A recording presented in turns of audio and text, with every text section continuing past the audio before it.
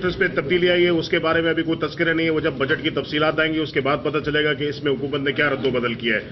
Zero rate کے sector کے حوالے سے جو بات ابھی ہوئی ہے، ایک خبر یہ ہے اس حوالے سے کہ اس کی جو مراحت تھی اس کو ختم کر دیا گیا ہے.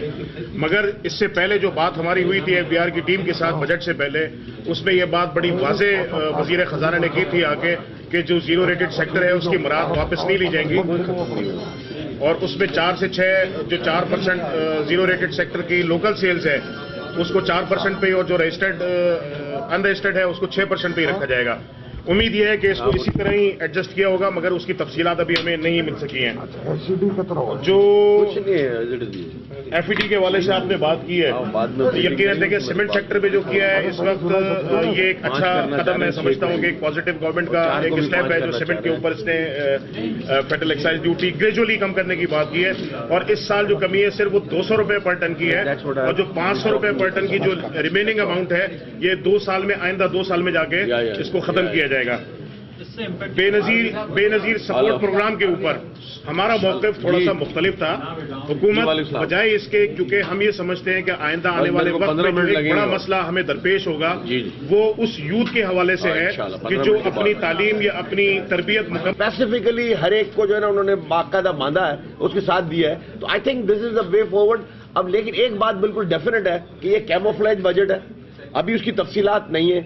جو بھی ہم آج بات کر رہے ہیں یہ 20 منٹ کی تقریر کے تحت بات کر رہے ہیں. There are many more things which are to come in. وہ کل اخباروں میں آئیں گی، کلیریفائی ہوں گی.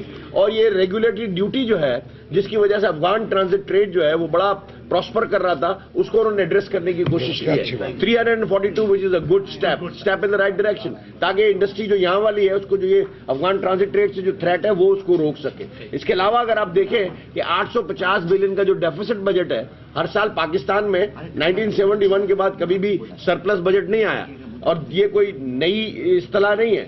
ایک بات انہوں نے اس دفعہ یہ کی ہے، دیکھیے جو آج ابھی بجٹ آیا ہے اس میں بہت شارٹ سپیچ تھی، ٹوٹل کلیئر نہیں ہوا.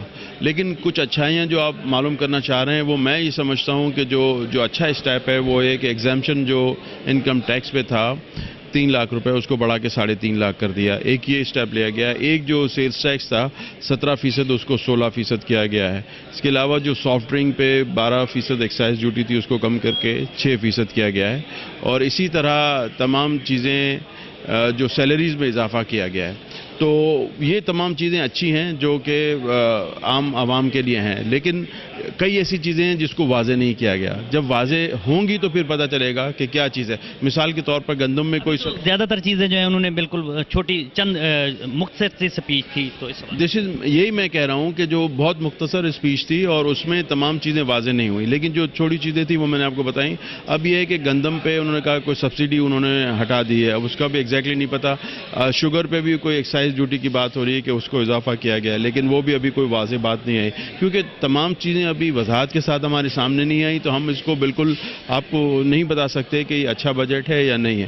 لیکن چونکہ حکومت کے پاس ریسورسز بہت کم ہیں تو اس لحاظ سے دیکھا جائے تو پھر اس کے علاوہ بہت زیادہ کوئی ایسا چارہ نہیں ہے کہ وہ کریں. لیکن ہم نے کچھ تجاوز، اس میں مہنگائی میں اضافہ تو ہوگا.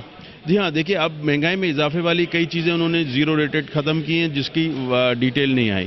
تو اب اس بجٹ کا جو ہے عام براہ راست جو اس کا اثر پڑے گا وہ ایک غریب آدمی پہ پڑے گا.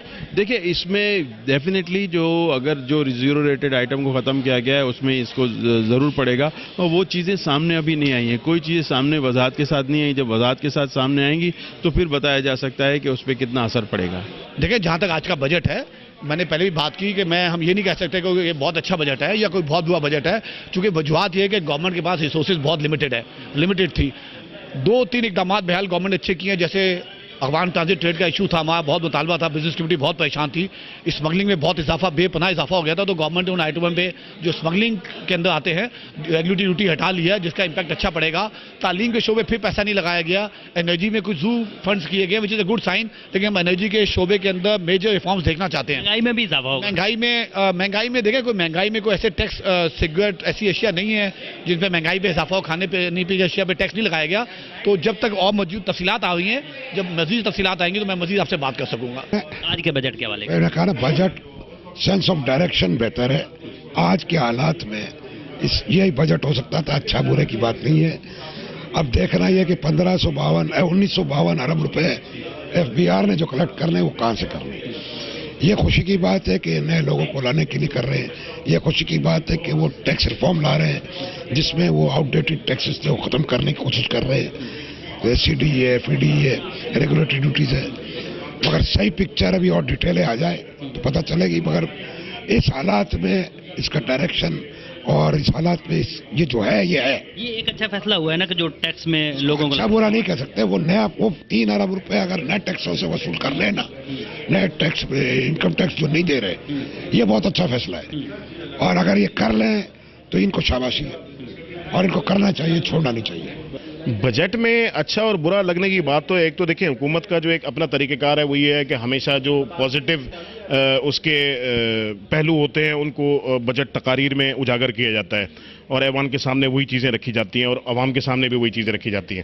اصل چیز یہ ہے کہ اس کی تفصیلات کب آتی ہیں کہ اس سے لوگ کس حد تک متاثر ہوتے ہیں اور غریب عوام پر اس کا بوجھ کتنا جاتا ہے.